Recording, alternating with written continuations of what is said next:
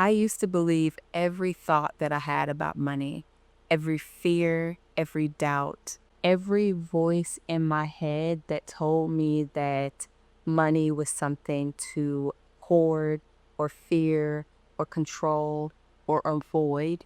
And when it came to success as well, it was the same thing. I would listen to that voice in my head who told me, "Who do you think that you are?" But this one concept in the book, The Secret of the Millionaire Mind, changed my whole perspective on money and success. It's this: don't trust a thought you think. Let me explain. Hi, I'm Deandra. I'm a Marine Corps officer, a financial coach, a Columbia University wealth management student, and I'm building $1 million net worth while helping women heal their money stories and create soft, sustainable success. This channel is my real-time diary, part testimony, part toolkit. And today I'm going to talk about the mindset shift that changed everything for me. In The Secrets of Millionaire Mind, Harv Eker says in there that nothing has meaning except for the meaning that you give it.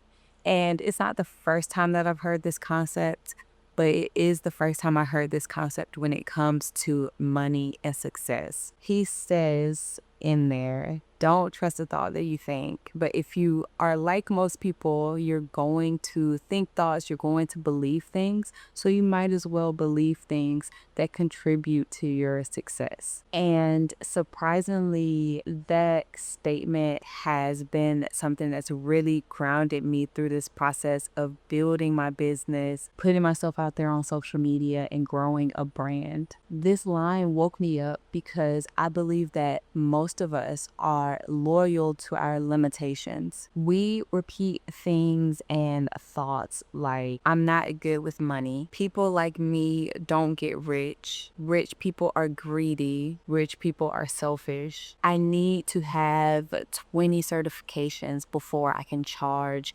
this amount for my services. And all of these thoughts, we treat them like facts. They feel like facts in our body and in our mind, but they're not. Reading that line from that book, I had to get really honest with myself. How much abundance had I blocked from my life because I chose to believe something that I inherited or the programming that I was given? Setting really big goals for yourself and putting yourself out there, I think that things naturally start to come to the surface. And so I really had to ask myself, how much abundance have I been blocking from my life because I'm choosing to believe thoughts that were just handed down from me from people who were not successful? I might have loved them, but they didn't choose to go after the things that I'm choosing to go after. And so what am I now blocking because I'm choosing to still hold on to these beliefs that are no longer serving me? So like I said, since I started my business, I have had all kinds of doubt and fear creep in. And if you have put yourself out there, you might know what I'm talking about, but I couldn't have even guessed how much fear was going to creep in until I actually went and did it. I have been most surprised by how much doubt and fear creep in when things are actually working. It's not just the, oh, I'm afraid that I'm going to put up this video and no one's going to see it.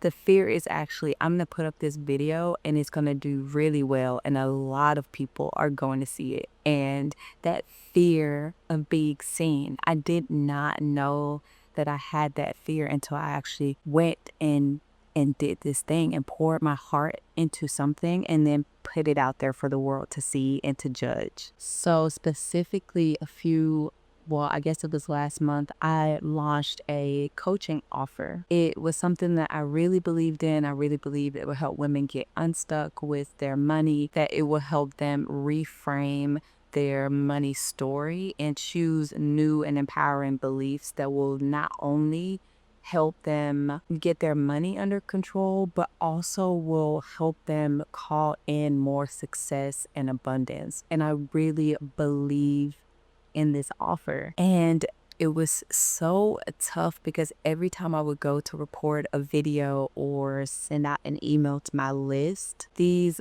thoughts would come into my head like, why are you charging this much money? Or what if no one buys this? What if nobody wants it?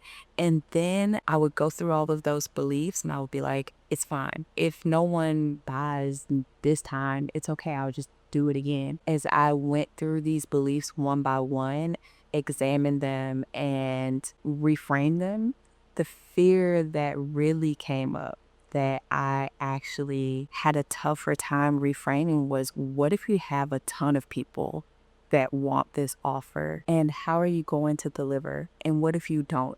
What if it doesn't deliver the results that you believe it will? And that one really got me. And it really got me to look at what I'm doing. Do I believe in it? Do I believe that I can truly help women? And that's where this book was so helpful, so surprisingly helpful. Because you would have exercises in the book where you would place your hand over your heart and you would reframe some old belief. So I would just put my hand over my heart and I would just say, there is someone out there that is praying for this offer that I've created. That shift brought me my first full paying client, not because I had the perfect funnel, but because this time I showed up with belief and not just strategy, not just another post, not just another email. And since that moment, I am now on a mission to examine all of these beliefs that I have been given, that have been handed down to me, and to rewire all of these thoughts that had built my scarcity mindset. Because there is no amount of budgeting or sales strategy that will override your belief systems. And it's so interesting because I also recently read Build a Business That You Love by Dave Ramsey. And one of the things he talked about in there is that your business can't rise any higher than you. You are your biggest limiting factor, but also you are your most powerful asset. He talks about how you need to do the work on yourself so that you are continuing to grow and expand. And I just feel like it is related to this same concept of examining your beliefs and expanding them. So this is a simple and powerful exercise, and as a yoga teacher, this is something that I learned and added to my yoga practice. For 1 week, just listen to your thoughts. Do not judge them. Do not try to fix them. Just be aware. And the most important thing about this is taking time at the end of your day to actually write down the thoughts that came up. The most intense and recurring ones, especially ones around money, success, visibility, or self-worth. And at the end of this week, you're going to ask yourself, is this thought helping me rise? Is it keeping me safe, or is it keeping me stuck? Is it mine, or was it given to me? And then finally, does it feel like a truth in my body, or does it feel like a lie? And once you know, you're going to either adopt it, continue to think that way, or you're going to reframe it to something that is actually empowering and actually truthful. Because to be honest, there is no truth that says that you can't be successful, that you can't have the life that you imagine, that you can't go out there and do the thing that you want to do. There is no truth that says that. Especially if you are able to watch this video right now. You are privileged and you can create the life of your dreams. And I love that exercise because it mirrors two really powerful things. I'm not sure if you guys have ever heard of A Course in Miracles, but it's a really powerful spiritual course. And the first exercise that it gives you in the workbook is nothing I see means anything. So literally they tell you to look around the room, you find something mundane like a picture frame, and you say, that means nothing. I actually have no idea what that object is. And the whole purpose of it is to train your brain to challenge the perceived meaning that we assign to everything that we see, because that is automatic. We have already decided what things are when you look at it, because that's how we've been trained. That's what we've been taught to think. And so it's a very similar exercise to not assuming anymore that the thoughts that you think have any meaning, that there is any truth behind it. When you can actually quiet the chaos in your brain, when you can actually detach from your thoughts and remember that you are not the thinker of the thoughts, you are just an observer, and you are in a powerful position to actually assign meaning to any thoughts that you think. And that means you can assign whatever meaning you want.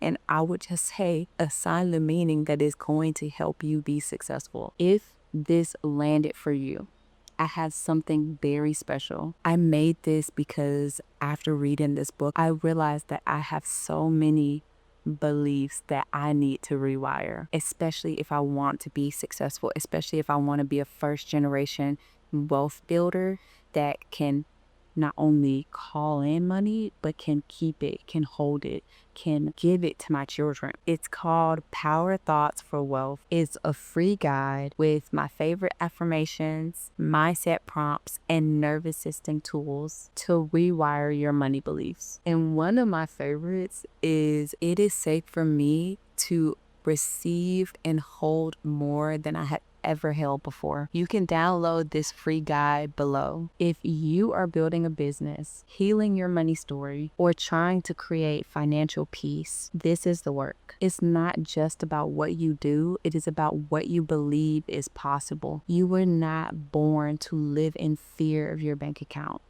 You were not born to dim your light to make other people comfortable around you. You were born to live and live abundantly. So don't trust every thought you think. Choose the ones that actually build the life that you want to live. Grab the free guide below, and I'll also drop the link to take the Abundant Archetypes quiz to uncover your money blueprint, and join the Net Worth Club, where we turn intention into transformation. Let me know in the comments, what's one money belief you are ready to rewire?